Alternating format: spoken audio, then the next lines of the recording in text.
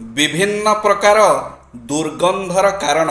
ଆମ ଶରୀରରୁ ଦୁର୍ଗନ୍ଧ ବାହାରିବାର ଅନେକ କାରଣ ରହିଛି। ସେଗୁଡ଼ିକ ମଧ୍ୟରେ ଭଲ ଭାବରେ ମୁହଁ ନ ଧୋଇବା, ନିୟମିତ ଦାନ୍ତ ଭଲ କରି ନ ଘଷିବା, ଦାନ୍ତ ମୂଳରେ ପୁଜ ପାୟରିଆ ହେବା, ସ୍ନାନ ନ କରିବା, ଭୀଷଣ ଥଣ୍ଡା ହୋଇ ଗ୍ଲାଣ୍ଡ ଫୁଲିବା, ମଳମୂତ୍ର ତ୍ୟାଗ ପରେ ଭଲ ଭାବେ ପରିଷ୍କାର ନ କରିବା, ପରିଷ୍କାର ପରିଚ୍ଛନ୍ନ ସ୍ୱଚ୍ଛ ବସ୍ତ୍ର ନ ପିନ୍ଧିବା, ଅତ୍ୟଧିକ ମେଦ ବୃଦ୍ଧି ହେବା, ବାତ ପିତ୍ତର ଆଧିକ୍ୟ, ଅଧିକ ପିଆଜ ରସୁଣ ମାଂସ ମଦ ତମାଖୁ ଖାଇବା, ଘା କ୍ଷତ ବ୍ରଣ ବଥ ଆଦିକୁ ଭଲ ଭାବେ ସଫା ନ କରିବା, ନିୟମିତ ବ୍ୟବଧାନରେ ମୁଣ୍ଡକୁ ସାମ୍ପୋ ଦେଇ ନ ଧୋଇବା, ମାସିକ ସ୍ରାବ ସମୟରେ ଭଲ କନା ବା ପ୍ୟାଡ୍ ବ୍ୟବହାର ନ କରିବା, ପରିଷ୍କାର ପରିଚ୍ଛନ୍ନ ନ ରହିବା, ଗୁପ୍ତାଙ୍ଗକୁ ନିୟମିତ ପରିଷ୍କାର ନ କରିବା, ଦୁର୍ଗନ୍ଧଯୁକ୍ତ ଦୂଷିତ ବାତାବରଣରେ ବସବାସ କରିବା, ପାଚନ ସଂସ୍ଥାନ ନିଷ୍କ୍ରିୟ ହୋଇଯିବା। ଜୀବନରେ ଗୋଟିଏ କଥା ମନେ ରଖିଥିବେ, କିଏ କିଛି ବି କହୁ ନିଜେ ନିଜକୁ ଶାନ୍ତ ରଖିବେ।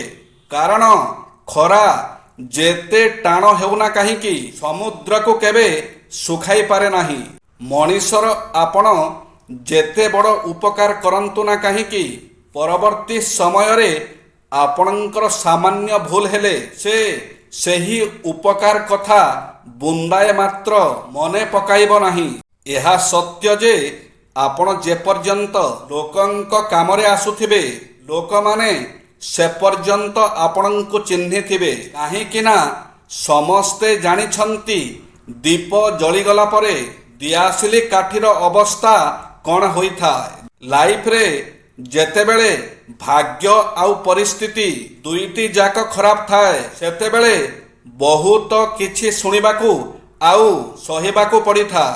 ସେହି ସମୟରେ ଯିଏ ଚୁପଚାପ ସବୁ ସହିଯାଏ, ସେ ହେଉଛି ଦୁନିଆର ସବୁଠାରୁ ଅସଲ ଶକ୍ତିଶାଳୀ ମଣିଷ।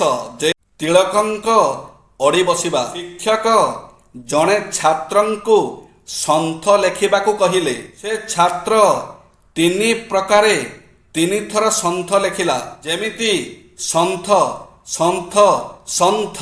ଶିକ୍ଷକ ସନ୍ଥ ଶବ୍ଦକୁ ଠିକ୍ ମନେ କଲେ, ଆଉ ଶେଷ 2ଟିକୁ କାଟିଦେଲେ, ଆଉ ଛାତ୍ର ଉପରେ କ୍ରୋଧିତ ହୋଇ ଉଠିଲେ। ଛାତ୍ର ଅଡ଼ି ବସିଲା ଯେ 3ଟି ଯାକ ଶବ୍ଦ ଠିକ୍ ଅଟେ। ଶେଷରେ ମାମଲା ପ୍ରଧାନ ଅଧ୍ୟାପକଙ୍କ ପାଖରେ ପହଞ୍ଚିଲା। ପ୍ରଧାନ ଅଧ୍ୟାପକ ଅନ୍ୟ ଅଧ୍ୟାପକଙ୍କ ସହିତ ଆଲୋଚନା କରି ନିର୍ଣ୍ଣୟ କଲେ କି 3ଟି ଯାକ ଶବ୍ଦ ଠିକ୍ ଅଟେ। ସତ୍ୟ ଉପରେ ଅଡ଼ି ରହିଲା ବାଲା ସେ ଛାତ୍ର ପରେ ଲୋକମାନ୍ୟ ତିଳକଙ୍କ ନାମରେ ଖ୍ୟାତ ହେଲେ। ଜୟ ଶ୍ରୀ ଜଗନ୍ନାଥ।